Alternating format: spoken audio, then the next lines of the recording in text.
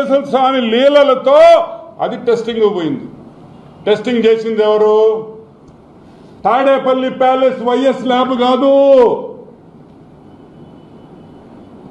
Tadepalli palace YS lab కాదు.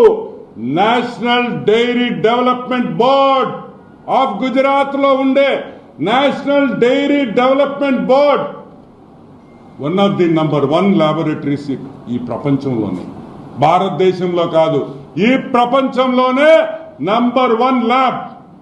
ఏమయ్యా, ఇదిగో test report. Water and food analysis laboratory TTD వాళ్ళు చేసింది. ఇదిగో రిపోర్ట్. ఒక్కటొక్కటి చూపిస్తాను, మీకు అవసరమైందో చెప్తాను. 2 ఇదిగోండి, ప్రతి యాసిడ్, ప్రతి కాంపోనెంట్, దీంట్లో ఆ మిల్క్ లో ఉండే ప్రతి ఐటమ్ కూడా ఏమేమి ఉన్నాయి, అసలు ఏముంది దీంట్లో, ఆ నెయ్యిలో, ప్రతి ఒక్క రిపోర్ట్ 52 ఐటమ్స్ ని అనలైజ్ చేసి మీరు సప్లై చేసిన నెయ్యిని మొత్తం అనాలిసిస్ చేసి రిపోర్ట్ ఇచ్చారు. నేషనల్ డైరీ డెవలప్మెంట్ బోర్డ్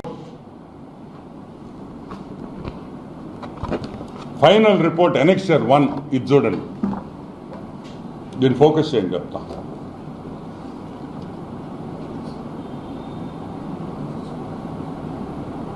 దీంట్లో ఏం రాస్తుందంటే నేను చదువుతాను, మళ్ళీ మీకు చూపిస్తా. S value equation of it suspected adulterants as per ISO 17678 2019. అంటే ఈ నెయ్యిలో ఏమేముంది? సోయాబీన్ అంటే తెలుసు కదా, సన్ఫ్లవర్ సీడ్లు, మైదా, కోకోనట్, చేప నూనె, ఫిష్ ఆయిల్, చేప నూనె కూడా వెంకటేశ్వర స్వామికి ఇచ్చిన నెయ్యిలో చేప నూనె కూడా కలిపారు. సరే, 2-3 పామ్ ఆయిల్, కోకోనట్, పాము, fat. Number 3 palm oil and beef టాలో. Palm oil and beef, గొడ్డు మాంసంలో వచ్చే పదార్థాలని కలిపారు బీఫ్ టాలో. నంబర్ 4